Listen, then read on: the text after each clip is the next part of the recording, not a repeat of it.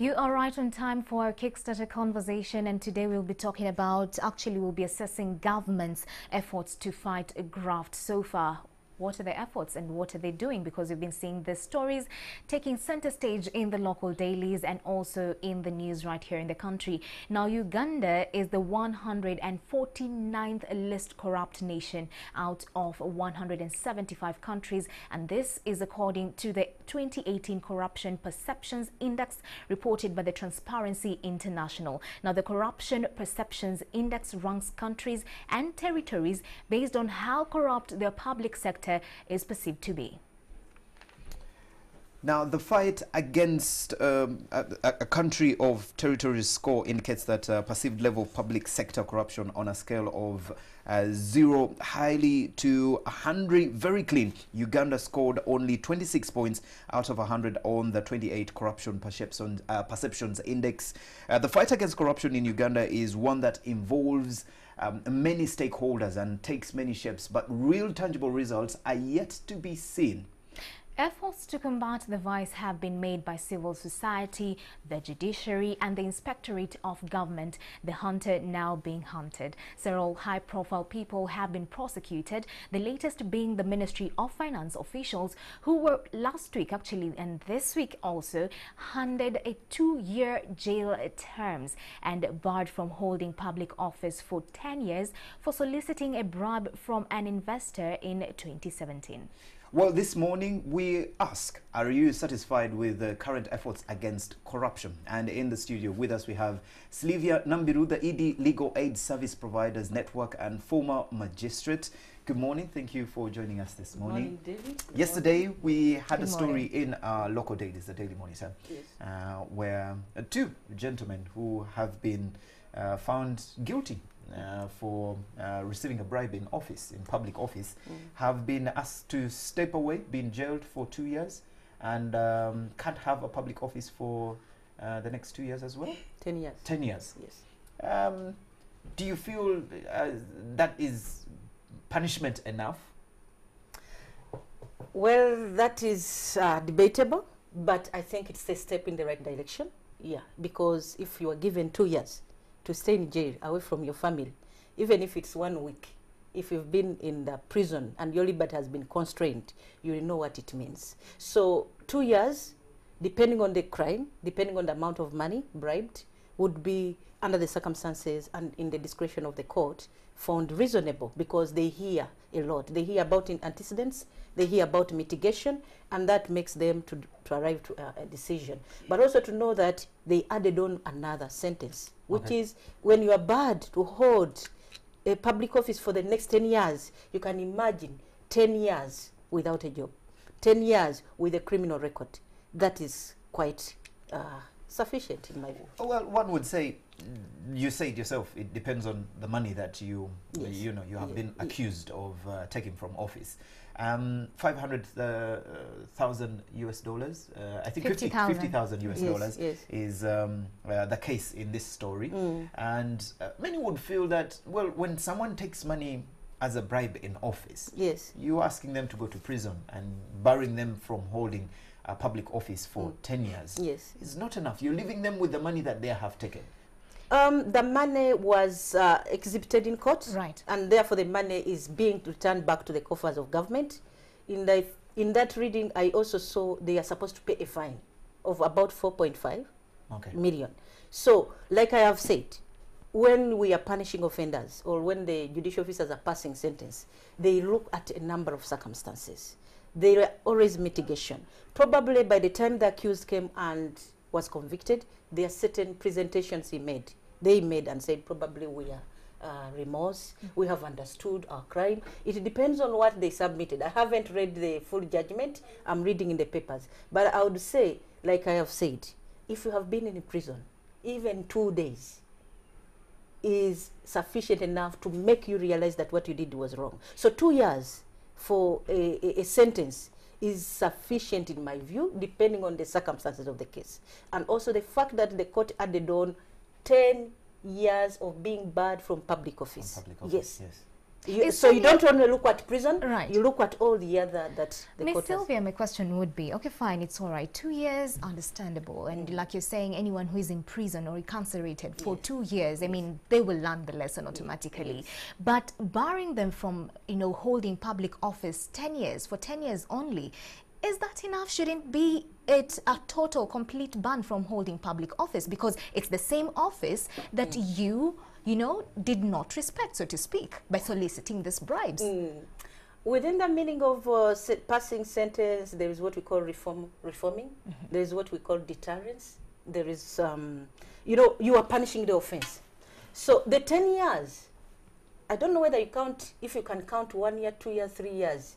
This person who has been on the street and has received a sentence and has reformed, if after 10 years they are able to know what they did was wrong, they can come back and serve. But usually they may not come back. But what's the intention pretty much? Because you were saying if at all, of course this is experts saying this, if at all a country is to learn or, you know, people are to learn that corruption is a bad thing to do, then we need to make sure that we set consequences that are very tough to even, you know, make the rest, you know, shy away from doing such actions. So with this particular, you know... So I think according to you, and depending on the law, you know, the law says when you are convicted of a criminal offense, there is a period within which you cannot hold public office.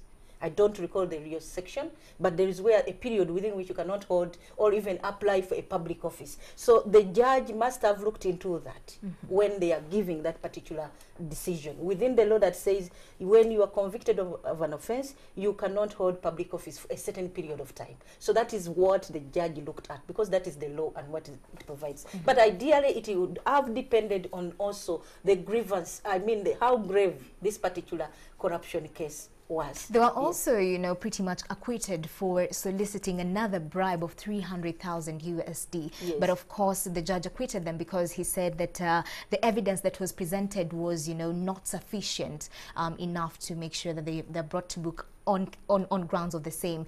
But okay, what's your view on that? My view on that is that you know, in criminal cases, they are prosecuted as criminal offenders. So when the judge says the evidence is not sufficient enough, we cannot fault the judge for not having convicted if the evidence was not enough. Now it comes back to the prosecution and investigators. How sufficiently did they do the investigation to be able to bring evidence that brings, we call it beyond reasonable doubt. In a criminal offense, you have to convict after beyond reasonable doubt. So if the judge was able to convict in this particular one, then you ask yourself, why did the judge fail to convict in this other? So we have to balance. Yeah, we wouldn't fault the court for not convicting. So the issue remains, was the evidence sufficient enough to allow the judge to enter conviction?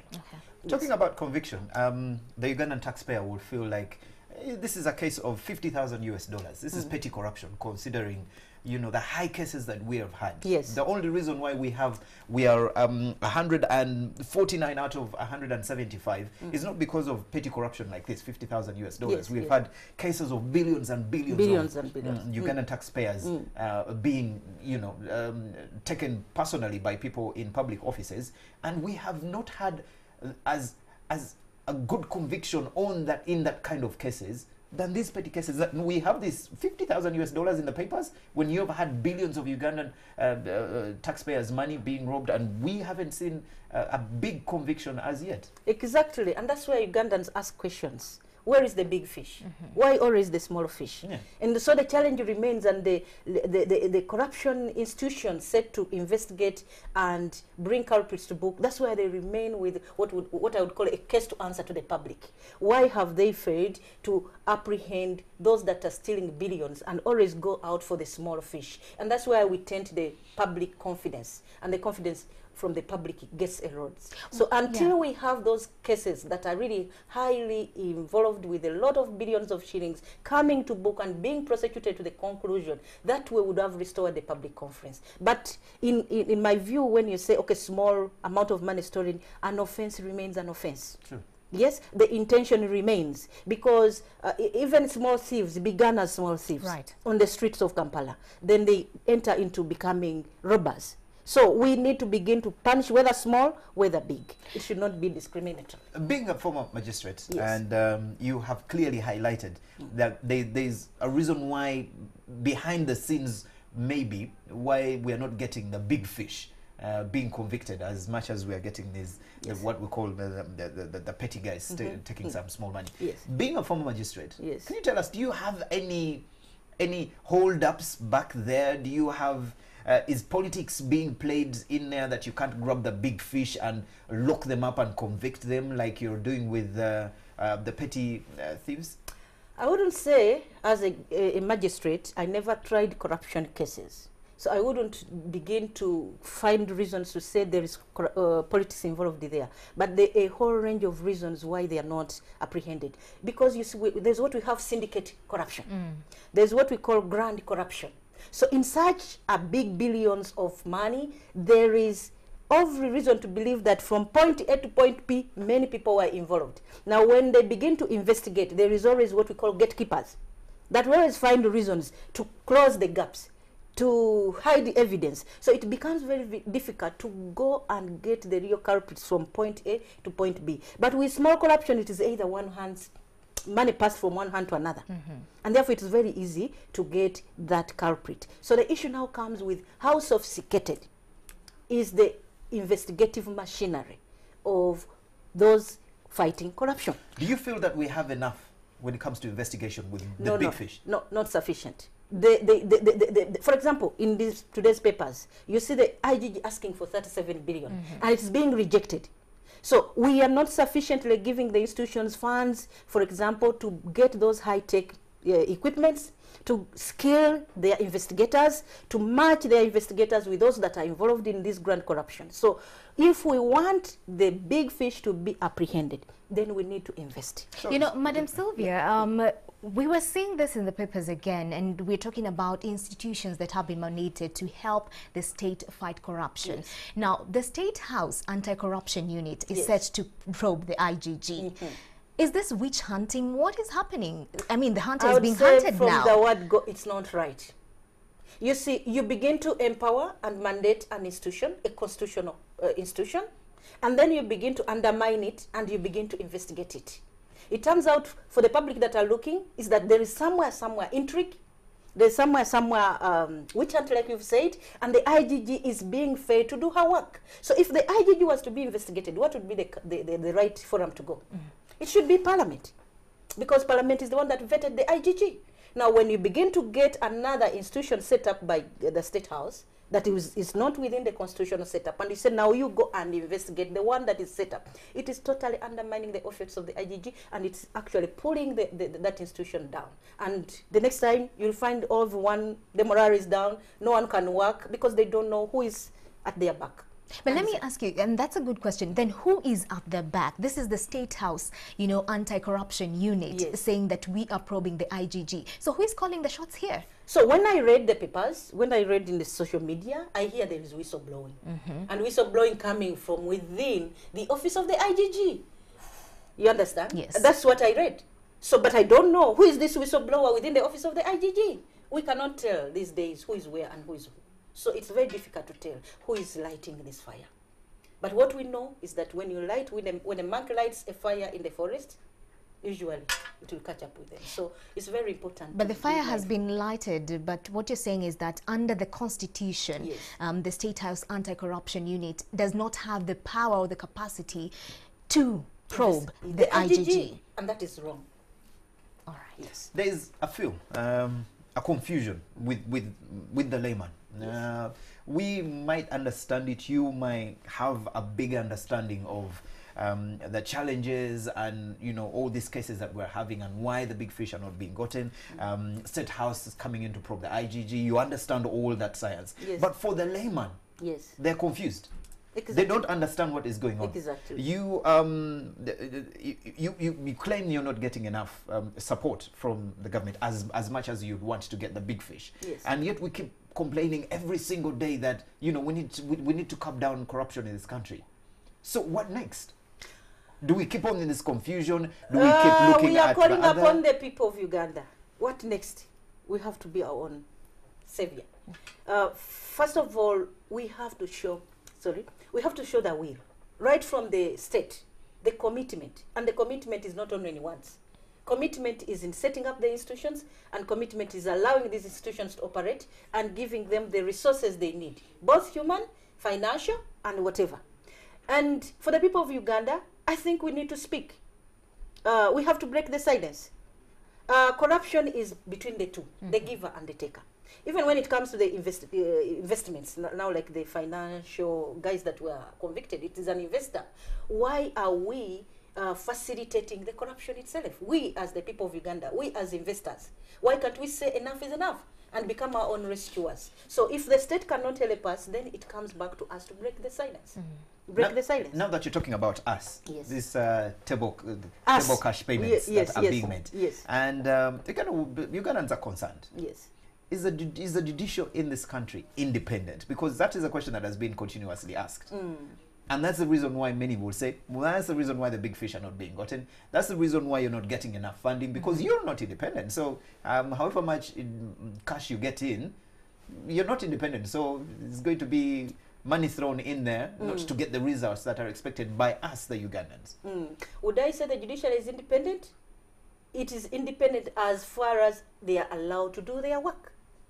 We cannot rule out interference. Like any other part of the society, there is always this interference. And you realize that many of them probably get that interference. But now it depends on the individual officers that took oath.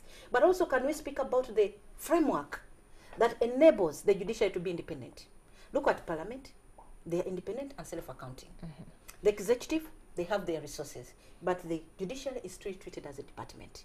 The Chief Justice himself cannot prevail over the officers or the judicial officers that he hates. He has no legal powers to provide over them. He has no legal powers to recruit. The administration of the Justice Bill is already still lying in abeyance. That can give him the resources, that can give him the powers to prevail over the judicial officers and the support officers. So you want him to be independent as a judiciary, but then you are holding their hands. So there are always those circumstances that will allow an institution to be independent. First of all, give them independent resources. Let me ask you this as we come to a close. Then what does the law say about that person who extends his or her hand to give the bribe? Because it's a, supply-demand pretty much situation where I am willing as the investor to give off the bribe. So what does the law say about that person who gives the bribe? Because also if we don't check that, it's going to be a cycle, because then we're going to be playing this game and saying that it's okay, I can take it, because not everyone is caught, however, in the game of corruption. I can't give you the specifics of the law, but anyone who is caught giving a bribe can always be charged. But now the challenge remains. Usually with the investigators is that this person who gives the bribe often becomes the witness. So it's very difficult to get the witness and put them in the dock, because you want to use them, first of all, to get this person the one who solicited the bribe. So as far as prosecuting those who give the bribes is concerned, that has not been done much. And it is in that context that usually they come as witnesses. So, but we need, and we are calling upon, actually, the enforcement of the law even against those that give a bribe. Probably that way, we shall begin to bite both sides, and we are able to deal with this vice. Right. Yes. Last question. Top to low end. It has been highlighted. I remember the Chief Justice Pat Katurebe acknowledging that the extent of corruption in Uganda, in the Ugandan society, and the fact that it also infiltrates the judiciary. He says the problem is, he indicates that several cases, corrupt judicial officers have been found guilty by the courts, but were ultimately set free by the same corrupt system.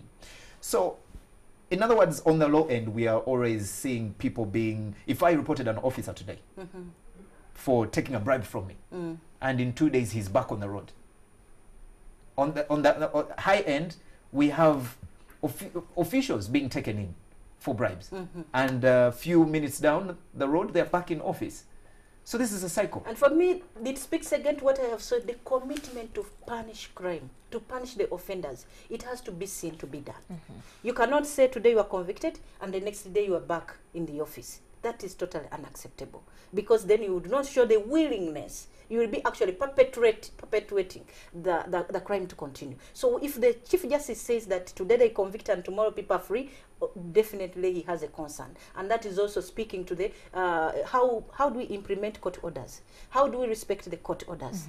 It also speaks to impunity, you know, how people are made to be accountable for their crimes. But not to say that all is lost. Today, I've just heard that the Judicial Service Commission has just dismissed a magistrate from service. Right. That alone is already an indication that there is commitment on the side of those that are responsible for fighting corruption, step by step.